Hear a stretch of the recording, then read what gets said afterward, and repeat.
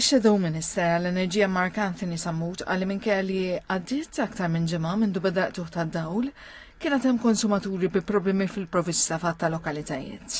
U għasama każi li qal kienu rapportati lilu ta' persuni vulnerabbli milquta minn qtuħ, fosthom pazjent li juża apparat ta' dialiżi fid-dar u anzjani li ma stawx joħorġu minn blokok ta' appartamenti minħabba li l-liftijiet ma kinux qegħdin jaħdmu. Sammut irrefera rapport tal-Uffiċċju Nazzjonali tal-Verifika tal-2024 u għalli dan kien identifika nuqqas ta' investiment fin-netwerk tal-high voltage tul is-snin ta' qabel u għatala prendi konta kif intefqu l-140 miljun euro li l-Gvern qal investa fin-netwerk ta' distribuzzjoni kif ukoll informazzjoni dwar ħsarat li seħew l-kawżi tagħhom.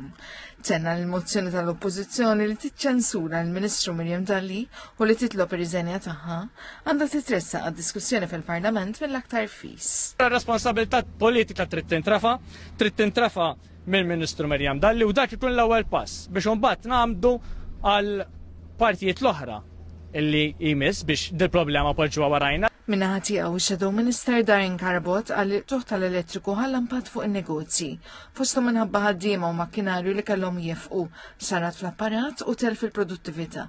Carabot tenna talba tal-Partit Nazzjonalista biex il-kumpens lill familji u negozji jingħata awtomatikament.